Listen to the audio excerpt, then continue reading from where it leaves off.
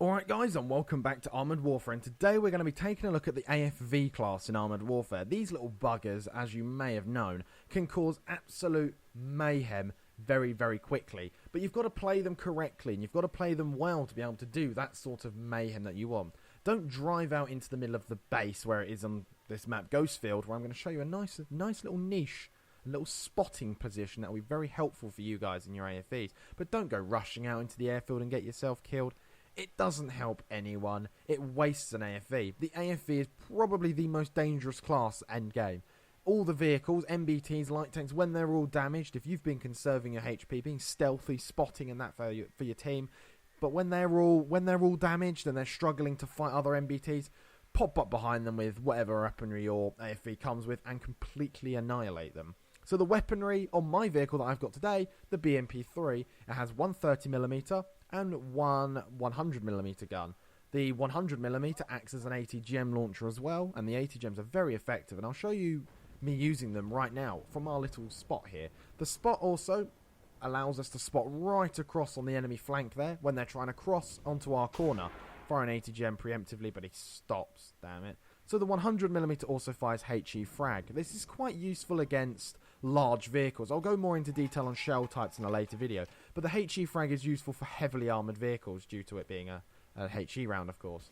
The 30mm autocannon is very effective against medium to lightly armoured vehicles. It does tear them apart, doing about 80 to 70 damage per hit with 120 penetration.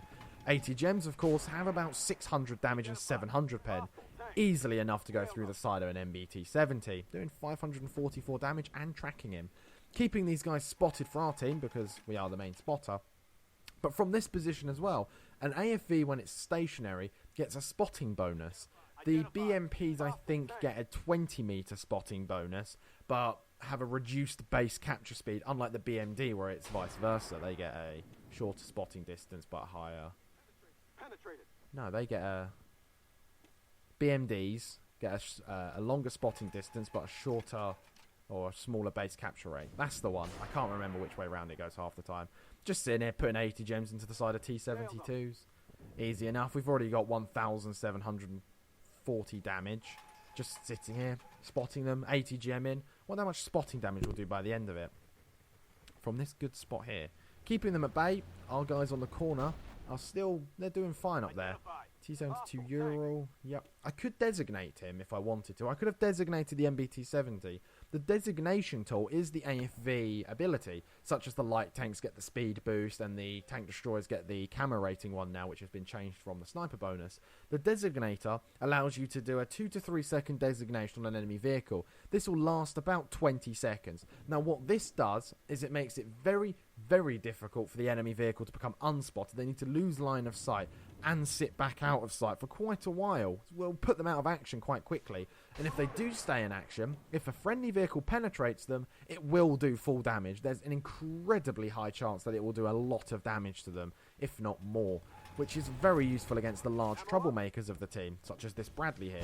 Rushes out, I can't do anything against him. He's now been designated, as you can see, from the arrow and the half rectangle, and look how much damage is going into him. Put an 80 gem, APS stops it though, and he gets completely and utterly destroyed by all the friendlies that are shooting at him because he's designated.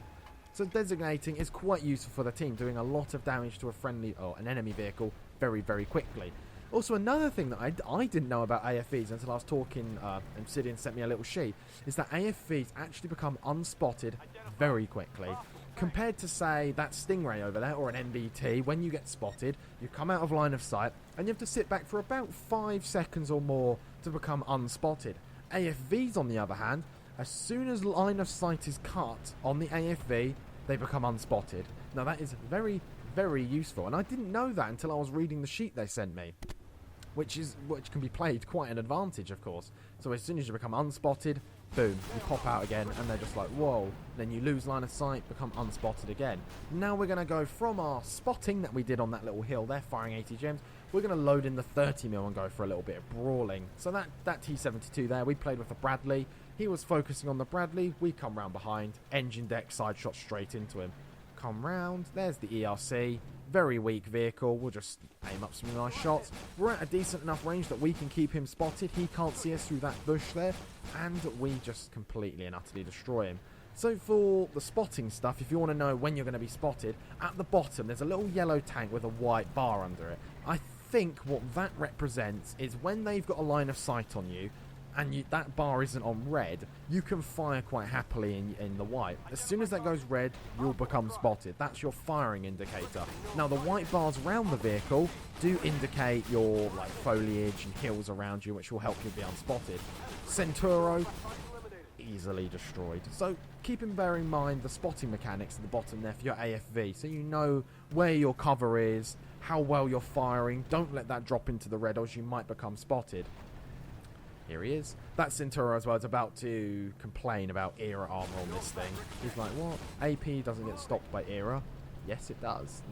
Usually era does add a multiplier to your AP, mostly to shape charge and HE, but it does add it to AP.